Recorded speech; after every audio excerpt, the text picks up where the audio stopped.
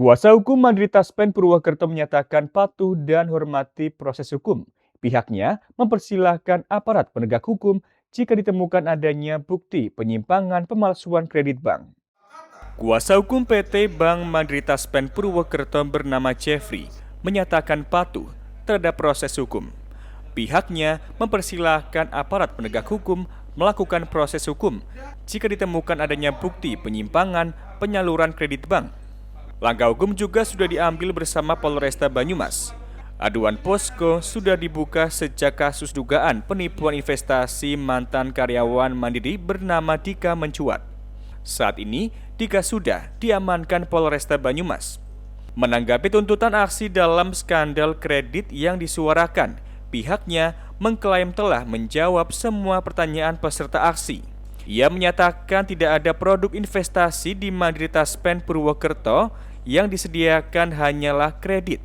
Pengecekan juga telah dilakukan ke manajemen dan tidak ditemukan pelanggaran dalam proses penyaluran kredit. Bahwa Mandiri Taspen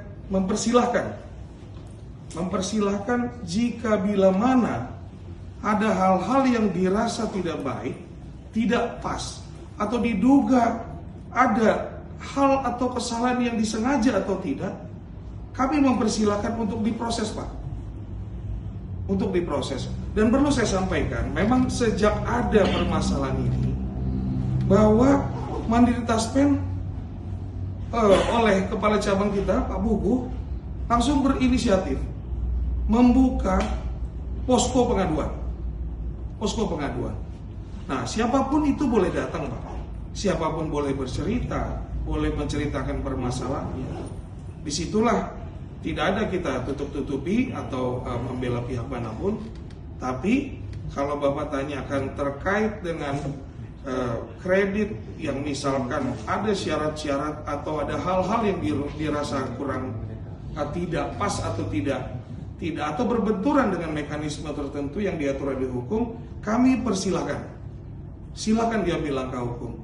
Karena kembali kepada muaranya bahwa kami patuh dan akan melakukan jika hal tersebut sudah melalui prosedur yang benar dan pertimbangan yang benar, dan khususnya melalui hukum acara yang tersaji di negara kita Republik Indonesia. Demikian, Pak. Sementara itu, saat ini kuasa hukum para pensiunan nasabah Mandiri Taspen Purwokerto telah melaporkan kasus ke OJK Pusat.